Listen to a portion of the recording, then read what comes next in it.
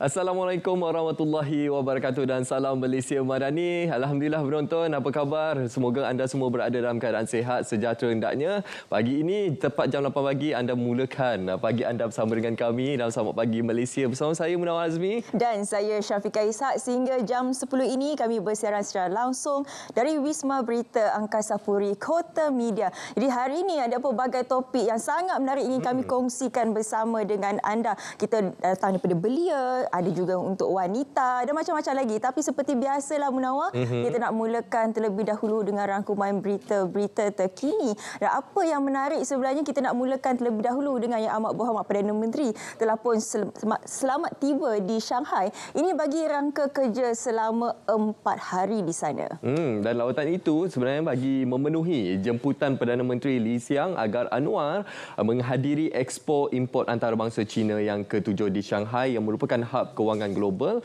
Dan untuk makluman anda, pesawat khas yang membawa Yang Amat Berhormat Perdana Menteri mendarat di lapangan terbang antarabangsa di Shanghai sekitar jam 9.50 malam waktu tempatan dan disambut Duta Besar Malaysia di Beijing Datuk Norman Mohamad dan Konsul Jeneral Malaysia di Shanghai Syed Farizal Amini Syed Mohamad. Dan untuk perincian berkenaan lawatan kerja Yang Amat Berhormat Perdana Menteri, pastinya antara tumpuannya adalah berkenaan dengan ekonomi dan juga pelaburan. Dan seperti yang kita sedia maklum, Malaysia mendapat pengiktirafan tertinggi iaitu sebagai Country of Honour untuk jemputan bagi Expo Kada kali ini yang menggambarkan keakraban hubungan diplomatik di antara Malaysia dan juga China. Dan seperti yang kita sedia maklum, hubungan akrab di antara Malaysia dan juga China ini telah terjalin sejak 1974 yang lalu, iaitu pada 50 tahun yang lalu. Dan ini membolehkan Malaysia diiktiraf sebagai Country of Honour dan bagi menggambarkan bagaimana perincian lawatan kerja ini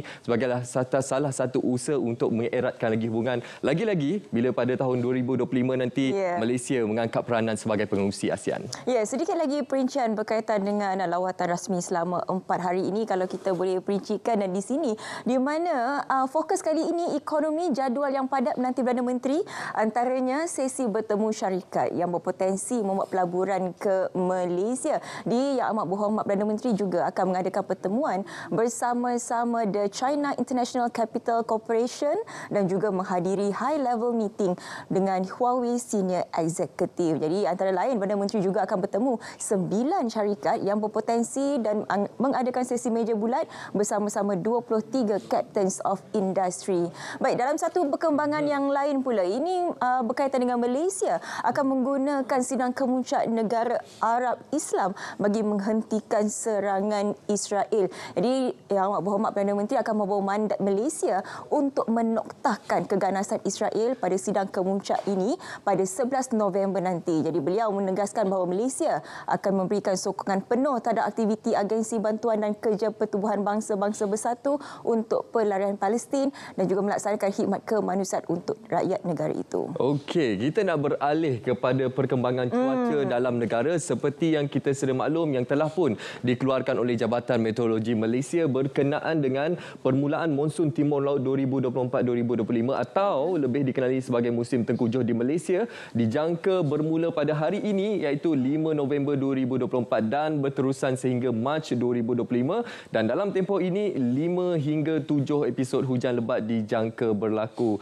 Jadi untuk perincian anda boleh terus saja ke laman media sosial Jabatan Meteorologi Malaysia untuk kita sentiasa berwaspada dan kita cakna terhadap keadaan cuaca. Lagi-lagi bagi anda yang berada di kawasan yang dikategorikan sebagai hotspot banjir. Ya, kita lihat perkembangan di luar negara. Ini berkaitan dengan ribut tropika Christine yang melanda Filipina. Malaysia teguh bersama beri bantuan kemanusiaan. Jadi kalau kita boleh lihat penderitaan yang dihadapi oleh penduduk Filipina susulan ribut tropika Christine yang melanda negara itu. Jadi setiap bantuan yang kita berikan ini juga sebagai memperkukuhkan lagi perencanaan dan tindak balas tangkas terhadap bencana.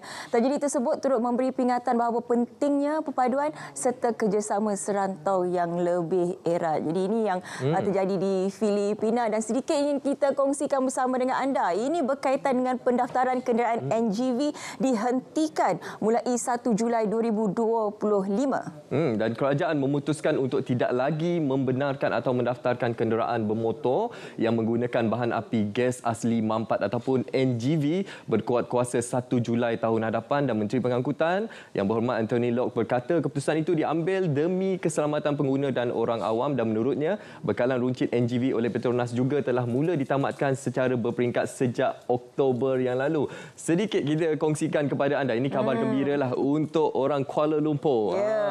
Mungkin yang baru balik daripada bercuti hari itu, dia baru balik. Ini ya, polis tawar 50% diskaun saman bermula hari ini hinggalah Sabtu. Jadi ini kepada pesalah trafik.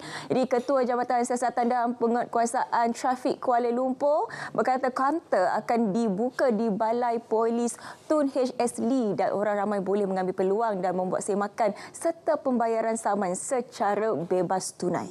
Dan kesalahan tu ada beberapa lah. Jadi kalau anda nak tahu, ada beberapa yang dibolehkan untuk mendapat diskaun tersebut. Jadi perinciannya boleh saja terus ke media sosial ataupun Instagram Berita RTM. Okey, selepas ini banyak lagi yang akan kami bawakan, kami kongsikan kepada anda untuk segmen-segmen istimewa pada hari ini. Tapi sekarang ini kita berhenti berehat seketika. Jangan ke mana-mana.